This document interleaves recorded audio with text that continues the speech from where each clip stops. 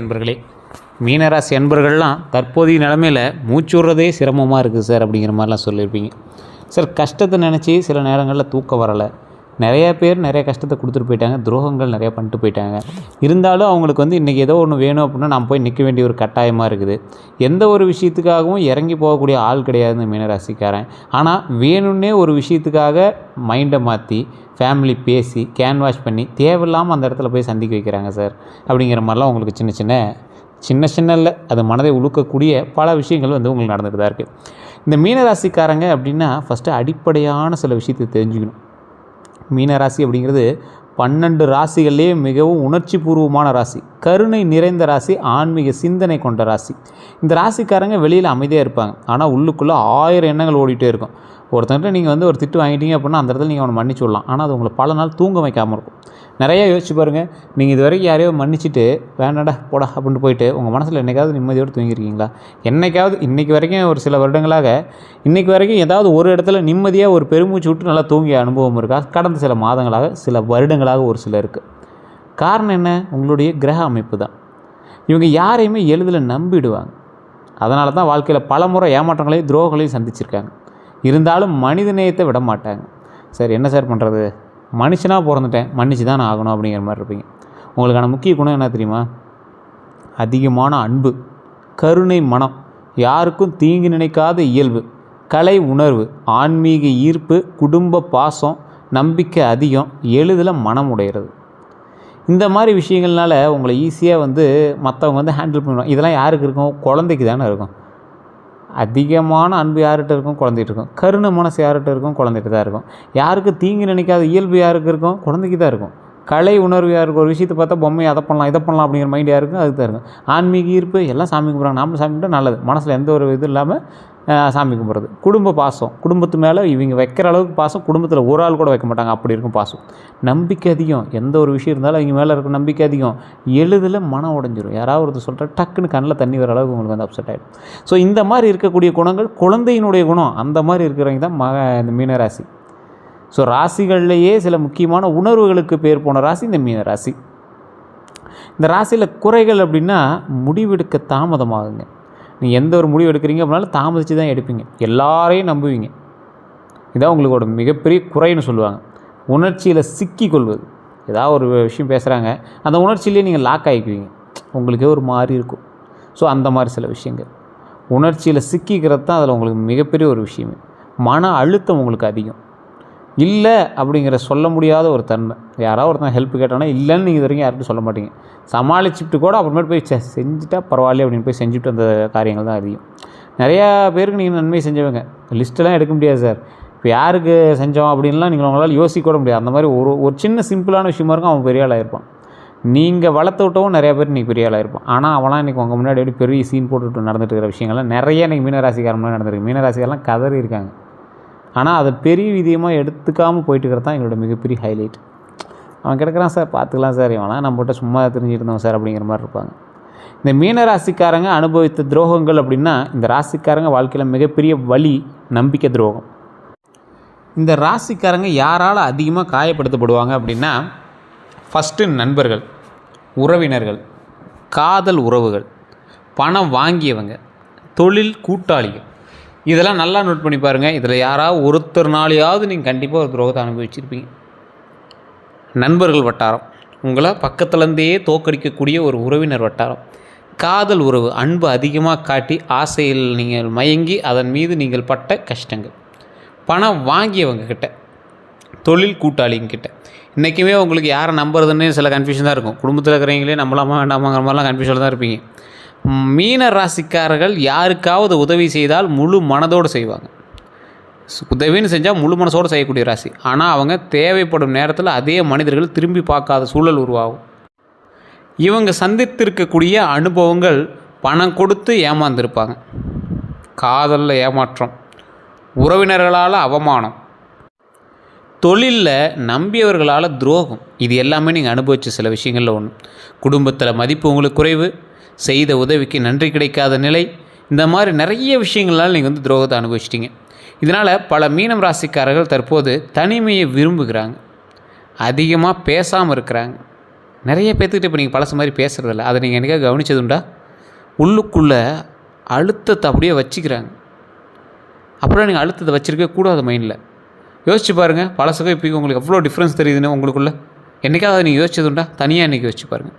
இப்போ நீங்கள் பார்த்துட்ருக்கிற எல்லாமே கிட்டத்தட்ட ஒரு ராசி, இந்த மீன ராசி அப்படிங்கிறது கிட்டத்தட்ட அதாவது இப்போ 140 கோடி பேர் இருக்கான். அதில் மீன ராசிக்காரன் கிட்டத்தட்ட ஒரு 12-14 கோடி பேர் இருப்பான். இந்த மீன ராசிக்காரர் எல்லாத்துக்குமே இப்போ நான் சொன்னது நடக்குதுன்னா நடக்கிறதில்ல. ஏன் சார் நடக்கிறதில்ல? அப்புறம் எதுக்கு சார் ராசி பலன் சொல்கிறீங்க அப்படின்னா, ஃபஸ்ட்டு நீங்கள் ஒரு விஷயத்தை நல்லா தெரிஞ்சுக்கணும். இப்போ நான் சொல்கிறது ராசிக்கான பலன். இந்த ராசியில் நீங்கள் லக்கின வேறு, தசாபுத்தி வேறு, நட்சத்திரம் வேறு, உங்களோட பிறந்தவங்க வேறு, நீங்கள் பிரயாணிக்கக்கூடிய இடம் வேறு, உங்களோட பிரயாணிக்கக்கூடிய மற்ற ராசிகள் வேறு, இது மாதிரி பல விஷயங்களில் நீங்கள் வந்து வேறுபடுறீங்க. அதற்கு தகுந்ததார் போல தான் உங்களுடைய வாழ்க்கை வந்து நிர்ணயிக்கப்படுது. அப்போ நீங்கள் என்ன பண்ணணும், உங்களோட இது தனிப்படியாக நீங்கள் தெரிஞ்சுக்கணும் அப்படின்னா தயவுசெய்து உங்களுடைய லோக்கலில் இருக்கக்கூடிய ஜோதிடம் பாருங்கள். இல்லை சார் அங்கே ஒன்றும் சாட்டிஸ்ஃபை இல்லை அப்படிங்கிற பட்சத்தில் கீழே இருக்கக்கூடிய நம்பருக்கு பண்ணலாம். ஃபோன் பண்ணிங்க அப்படின்னாலும் சரி, வாட்ஸ்அப் பண்ணிங்க அப்படின்னாலும் சரி. தெளிவாக சொல்கிறோம், அப்பாயின்மெண்ட் பேசிஸில் மட்டும்தான் ஜோதிடர் பார்ப்பார். ஒரு விவிஐபி ஜோதிடர் அப்பாயின்மெண்ட் பேசிஸில் மட்டும் தான் பார்ப்பார். அதுக்கு தகுந்த மாதிரி தான் ஃபீஸஸ் இருக்கும். உங்களுக்கு விருப்பம் இருந்தால் மட்டும் வெயிட் பண்ணி பார்க்குறதுக்கும் ஓகே அப்படிங்கிறவங்க மட்டும் நீங்கள் தயவுசெய்து வெயிட் பண்ணலாம். இல்லைனா நீங்கள் உங்களுடைய ஐடியாஸை பொறுத்து நீங்கள் வந்து பார்த்துக்கலாம். இது நீங்கள் ப்ரமோஷன் ஆக்டிவிட்டி எடுத்துட்டாலும் அது உங்களுடைய நிலைப்பாடானது, உங்களுடைய கருத்துக்கள் உட்பட்டது. இந்த ராசிக்காரங்களுக்கு இப்போ நடந்துகிட்ருக்கிற சில முக்கியமான பிரச்சனைகள் என்ன அப்படின்னு உங்களுக்கான ஒரு பாயிண்ட்ஸ் மட்டும் நான் சொல்கிறேன். இது இப்போ நடந்துகிட்ருக்கா அப்படின்னு பாருங்கள். அப்படி நடந்துகிட்டு இருந்தால் மட்டும் நீங்கள் வந்து சில விஷயத்தை நோட் பண்ணி இதை பண்ணலாம். இந்த ராசிக்காரங்க தற்போது நடந்து கொண்டிருக்கக்கூடிய முக்கியமான பிரச்சனையில் ஒன்று பணப்பிரச்சனை. பணம் வருவது போல் இருக்கும், ஆனால் இது பணப்பிரச்சனைங்கிறது வாழ்க்கை எல்லாருக்கும் வந்துட்டு போகிறதானே சார் அப்படிங்கிறத நோட் பண்ணிங்கன்னா. ஆனால் இந்த ராசிக்கு பணம் வருவது போல் இருக்கும், ஆனால் தங்காது. எதிர்பாராத செலவுகள் வரும். இதனால் நோட் பண்ணி பாருங்கள் உங்களுக்கு நடந்துச்சா இல்லையான்னு. குறிப்பாக கடன் சுமை உங்களுக்கு தற்போதைய நிலைமையில் அதிகமாகவே இருக்கும். ஒரு சிலருக்கு ஆரம்பிச்சிருக்கும். வீட்டு செலவுகள், மருத்துவ செலவு, குழந்தைகளுக்கான செலவுகள், இந்த மாதிரி நிறைய விஷயங்கள் உங்களை மீறி செயல்பட்டு கொண்டிருக்கக்கூடிய சில காலகட்டமாகவும் இருக்குது. வாகன செலவுனா என்ன? உங்களுடைய வாகனங்களுக்கு தேவையில்லாத செலவுகள், பஞ்சர் ஆகிறது, அதெல்லாம் சிம்பிள். பஞ்சர்ங்கிறலாம் சிம்பிள். அதுலேயே வந்து பார்த்திங்கன்னா தேவையில்லாமல் வந்து ஏதாவது ஸ்பேர் இதாக இருக்கும், இன்ஜினில் வேலை இருக்குமா, திடீர்னு சவுண்டு வர ஆரம்பிச்சிருக்கும். இது மாதிரி ஏதோ ஒன்று வாகன செலவுகள்லாம் நீங்கள் எதிர்பாராத ஒரு விஷயமா வந்து உங்களுக்கு இருக்கிறதுன வாய்ப்புகள் 100% மேலே இருக்குது. வண்டியில் எச்சரிக்கையாக இருக்கணுங்கிறதும் அதில் ஒரு முக்கியமான பாயிண்ட்டுங்கிறத மைண்டில் ஞாபகம் வச்சுக்கோங்க. அதே போல் மன அழுத்தம் அப்படின்னா, இவர்கள் வெளியில் சிரித்தாலும் உள்ளுக்குள்ளே குழப்பம் அதிகமாக இருக்கக்கூடிய ராசிகளில் ஒன்று. இந்த காலகட்டம் உங்களுக்கு மனக்குழப்பம் அதிகமாக இருக்கக்கூடிய ஒரு காலகட்டமாக இருக்குது. காரணங்கள் எதிர்காலத்தின் மேல் உள்ள பயம். அடுத்து என்ன பண்ணும் அப்படிங்கிற ஒரு பயம் இருக்குல்ல, அந்த பயம் தான் உங்களை வந்து வாட்டி வதைக்குது. நம்பியவர்கள் விலகுதல் வந்து உங்களுக்கு ஒரு மிகப்பெரிய மன வலியாக உள்ளுக்குள்ளே இருக்குதுங்க. தொழிலில் நிலைத்தன்மை இல்லாமல், தொழிலில் உங்களுக்கான நிலைத்தன்மை இல்லை, அந்த தன்மை வந்து உங்களுக்கு கொஞ்சம் மைண்டை வந்து சரி பண்ணி அதுக்கான இதை நீங்கள் ரெடி பண்ணிக்கணும். திருமண கவலை. சார் என்ன சார் திருமண கவலையெல்லாம் ஒன்றும் இல்லையே சார் அப்படிங்கிறீங்க. நல்லா யோசிச்சு பாருங்கள், உங்களுக்குள்ளே இருக்கும். திருமணம் ஆனவனுக்கு திருமணம் ஆவலன்னு கவலை, திருமணம் ஆனவனுக்கு திருமணம் ஆனதே ஒரு கவலை. இது உண்மையாக இல்லையா? நீங்கள் மீனராசிக்காரங்க சொல்லுங்கள். அது இந்த காலகட்டத்தில் சொல்லுங்கள். மற்ற காலகட்டத்தில் நீங்கள் எப்படி வேணாலும் சொல்லலாம், இந்த காலகட்டத்தில் நீங்கள் சொல்லுங்கள். குடும்ப பிரச்சனைகள் அப்படிங்கிற சில விஷயங்கள் உங்களுடைய இதெல்லாம் இருந்திருக்கும். ஒன்றும் பெரிய இதெல்லாம் இல்லை, சரியாயிடுது. அது ஒன்றும் பெரிய இதெல்லாம் கிடையாது. புரிதல் குறைவு, பேசாமை அப்படின்னு சொல்லுவாங்க. ஒருத்தருக்கு ஒரு பேசாமல் இருக்கிறது, புரிதல் கொஞ்சம் குறைவாக இருக்கிறது, மதிப்பில்லாத உணர்வுங்க. மதிப்பு இல்லாத உணர்வு, அதாவது உங்களுக்கு வந்து சரியான மதிப்பு அந்த இடத்துல இருக்காது. நான் மட்டும் எல்லாம் செய்கிறேன் அப்படிங்கிற மனநிலை, அந்த மனநிலையே உங்களை வந்து அதிகமாக டைவர்ட் பண்ணிடும். அதை வந்து அவங்க எதிரில் இருக்கக்கூடிய ஃபேமிலியில் அண்ணன் தம்பி இருக்கிறாங்க, நீங்களும் இருக்கீங்க, நீங்கள் வந்து 2வது அண்ணா இருக்கீங்க, 3வது தம்பியாக இருக்கீங்க, இந்த மாதிரி ஏதோ ஒன்று இருக்கீங்க. அவனே செய்யலை, நான் மட்டும் தான் செஞ்சுட்டு இருக்கிறேன், என்ன அது அப்படிங்கிற மாதிரி இருக்கும். இது அதிகமாக இருக்கும் உங்களுக்கு. இந்த விஷயங்கள் உங்களுக்கு இந்த காலகட்டத்தில் ரொம்ப அதிகமாக இருக்கும். இதில் இன்னொன்று என்ன அப்படின்னா, தொழில் தடைகள். முயற்சி இருக்கும், ஆனால் அதற்கான பலன் தாமதமாக தான் வரும். இதை நினச்சி நீங்கள் ரொம்ப வருத்தப்பட்டுருப்பீங்க. ஏற்படக்கூடிய சூழல்கள் என்ன தெரியுமா? வேலை மாற வேண்டிய நிலை ஏற்பட்டிருக்கு. உங்களுக்கு ஒரு இடத்துலேருந்து வேறு வேலைக்கு போகிறீங்க, அந்த வேலையிலேருந்து இந்த வேலைக்கு போகிறீங்க, இந்த மாதிரி நிறைய விஷயங்களில் மாறுபட்ட சில விஷயங்கள் நடந்துகிட்ருக்கு. வேலை மாற வேண்டிய நிலையும் உங்களுக்கு ஏற்பட்டிருக்குது. இதுலேயே சம்பள பிரச்சனை ஒரு மிகப்பெரிய ஒரு காரணியாக உங்களுக்கு வந்து அமையுதுங்க. கூட்டாளி பிரச்சனையும் உங்களோடு சேர்ந்துருக்குது. கூட்டாளி பிரச்சனை அப்படிங்கிறது உங்களுடைய நண்பர்கள் மூலமாகவே உங்களுக்கு ஏற்படக்கூடிய தொழில் தடைகளாக கூட இருக்கலாம். அது உங்களுடைய பார்ட்னர், வியாபாரத்தில் இருக்கக்கூடிய சில பார்ட்னர்ஸினுடைய சில வெளிப்பாடாக கூட இருக்கலாம். அதே போல் வியாபாரத்தில் நஷ்டம். வியாபாரத்தில் எந்த அளவுக்கு நஷ்டம் இருக்கும் அப்படின்னா, நீங்கள் தொடங்கிய வியாபாரம் வட்டிக்காவது ஆகுதா அப்படின்னு பார்த்தா வட்டிக்காவது இது வரைக்கும் வந்திருக்காது. ஆனால் இதுக்கு மேலே வந்து லாபம் வரத்துக்கான வாய்ப்புகள் அதிகமாக இருக்குது. அதே போல் எந்த விஷயத்தில் இதுக்கு முன்னாடி நீங்கள் பிரச்சனை இருந்திருப்பீங்கன்னா பணம் சிக்கி போகுதல். ஏதாவது ஒரு இடத்துல பணம் கொடுத்துருப்பீங்க, ஹெல்ப் பண்ணியிருப்பீங்க, ஏதோ ஒரு விஷயத்தினால பண விஷயத்தில் நீங்கள் வந்து லாக் ஆகிருப்பீங்க. அது எல்லாமே இனி வரக்கூடிய காலகட்டத்தில் சரியாகி பணம் வருமானம் அதிகரிக்கக்கூடிய காலகட்டம், வியாபாரம் லாபத்தில் இருக்கக்கூடிய காலகட்டமாக வர இருக்குது. இனி வாழ்க்கையில் என்ன நடக்க போகுது அப்படின்னு தானே கேட்குறீங்க? கேட்டுக்கங்க. மீனராசிக்காரர்களுக்கு மெதுவாக நல்ல காலம் திறக்க ஆரம்பிச்சிருச்சு. பின்ன சார் பிறக்க ஆரம்பிச்சுன்னா திறக்க ஆரம்பிச்சிச்சிங்கிறீங்க. கதவுகள் உங்களுக்கு திறக்க ஆரம்பிக்குது. அதை மைண்டில் ஞாபகம் வச்சுக்கோங்க. இது வரைக்கும் கஷ்டம், அவமானம், மனவேதனை, நஷ்டத்தில் இருந்த நீங்கள் அதிகமாக இருந்தாலும் இதுக்கு மேலே மதிப்பு, பணவரவு, குடும்ப அமைதி, ஆன்மீக உணர்வு மெதுவாக வரும். இது எல்லாமே பயங்கர பாசிட்டிவான விஷயமாக உங்களுக்கு வரும். அதுதான் அதில் ஹைலைட்டே. தொழில் பலன் அப்படின்னா வேலை பார்க்குறவங்களாக இருந்தீங்க அப்படின்னா புதிய வாய்ப்புகள் வருதுங்க. பதவி உயர்வு தாமதமாக கிடைக்குங்க. வெளிநாட்டு வாய்ப்பு சிலருக்கு கிடைக்கும். IT, finance, media, arts, spiritual field நல்ல பலன் தரும். கவலைப்படாத அளவுக்கு பலன் தரும். கவனம் அப்படின்னா அலுவலகத்தில் ரகசியங்களை பகிர வேண்டாம், எல்லாரையும் நம்ப வேண்டாம். இதுதான் உங்கள்கிட்ட இருக்கிற மிகப்பெரிய மைனஸ். எல்லாரையும் நம்ப வேண்டாம். தயவு செய்து அதை மட்டும் மைண்டில் நல்லா ஞாபகம் வச்சுக்கோங்க. அதே மாதிரி வியாபாரம் செய்கிறவங்களா இருந்தீங்க அப்படின்னா இந்த ராசிக்காரங்க முன்பு நஷ்டம் இருந்தாலும் இப்போது புதிய வாடிக்கையாளர்கள் வருவாங்க. பழைய பணம் திரும்ப வரும். இதெல்லாம் ஒரு நல்ல விஷயம் தானே. பழைய பணம் ஸ்டாக்கில் இருந்த பணம்லாம் திரும்ப வந்துச்சுன்னா நல்ல விஷயம் தானே. மெதுவான வளர்ச்சி நமக்கு கிடைக்கும். ஆனால் அது நிலையான வளர்ச்சியாக நமக்கு இருக்கும். அதே போல் ஏற்ற தொழில்கள் அப்படின்னா கலை, ஆன்மீகம், டிஜிட்டல் வேலை, உணவு தொழில், கடல் தொடர்பான தொழில், அதாவது தண்ணி சம்மந்தப்பட்ட விஷயங்களாக இருக்கலாம், கடல் தொடர்பான தொழில்களாக, மருத்துவம், இந்த மாதிரி விஷயங்கள்லாம் உங்களுக்கு நல்ல ஒரு விஷயமா இருக்கும். திருமண பலன்கள் அப்படின்னு எடுத்துக்கிட்டிங்கன்னா திருமணம் ஆகாதவர்களுக்கு திருமணம் தாமதமாக இருந்தாலும் நல்ல வாழ்க்கை துணை வந்து கிடைக்கக்கூடிய ஒரு காலகட்டம். 2026 நல்ல வரன், குடும்ப சம்பந்தம், தடை நீக்கம், இது எல்லாமே உருவாகுங்க. திருமணம் ஆனவர்களுக்கு முன்பு இருந்த சண்டைகள் குறையும், புரிதல் அதிகரிக்குங்க. குழந்தை பாக்கியம் சிலருக்கு கிடைக்கும். கவனம் எதில் இருக்கணும் அப்படின்னா கோபத்தில் பேச வேண்டாம். அதை மட்டும் மைண்டில் நல்லா ஞாபகம் வச்சுக்கோங்க. 3ஆம் நபர் தலையீட்டை அனுமதிக்க வேண்டாம். இதை மட்டும் நீங்கள் ஒரு பேப்பரில் எழுதி வச்சுக்கோங்க, இல்லை கையில் எழுதி வச்சு டெய்லி பார்த்துக்காங்க. இதுதான் உங்களுக்கு மிகப்பெரிய தாரக மந்திரம். அதாவது கோபத்தில் பேச வேண்டாம், 3ஆவது நபர் தலையீட்டை அனுமதிக்க வேண்டாம். உங்கள் நண்பனாக இருக்கலாம், க்ளோஸ் ஃப்ரெண்டாக இருக்கலாம், குடும்பமாக இருக்கலாம், புருஷன் முன்னாடி பேசுகிறீங்கன்னா அவங்களுக்குள்ளே மட்டும் வச்சுக்காங்க. அவ்வளோதான். குழந்தை பலன்கள் அப்படின்னு பார்க்கும்போது குழந்தைகள் மூலம் மகிழ்ச்சி, பெருமை, எதிர்கால உயர்வு வருங்க. இதுதான் இந்த காலகட்டத்தில் மிகப்பெரிய ஒரு விஷயம். ஆனால் கல்வி செலவு, உடல்நல கவலை, குழந்தைகளினுடைய பிடிவாதம், சில நேரங்களில் மன அழுத்தம் கூட உங்களுக்கு இருக்கும். இருந்தாலும் கொஞ்சம் எச்சரிக்கையாகவும் நிதானமாக இருந்துக்கோங்க. அடுத்த 12 நாட்கள் எப்படி சார் இருக்கும் அப்படின்னு கேட்டிங்கன்னா, முதல் 4 நாள் மனக்குழப்பம், பண சிக்கல், பழைய நினைவுகள், தூக்கமின்மை, இது மாதிரிலாம் இருக்குங்க. சரியாக உங்களுக்கு தூக்கம் கூட பெருசாக வந்திருக்காது. இன்றைக்குமே அப்படி தானே இருக்கீங்க. ஆனால் அந்த 4 நாள் உங்களுக்கு அப்படி தான் இருக்கும். இன்னையிலேருந்து 4 நாள் அப்படி தான் இருக்கும். அடுத்த நடுவில் இருக்கக்கூடிய மற்ற 4 நாட்கள் நல்ல தகவல் வருங்க. நண்பர் உதவி கிடைக்குங்க. பணவரவு சாத்தியமாகும். அதே போல் வேலை தொடர்பான மாற்றம் கட்டாயம் உண்டுங்க. இது எல்லாமே உங்களுக்கு உருவாக இருக்குது. சரி சார், அடுத்த நாள் 8, 9, 10, 11, 12 இந்த நாட்களில் உங்களுக்கு என்ன இருக்குது? குடும்ப அமைதி நிலைக்குங்க.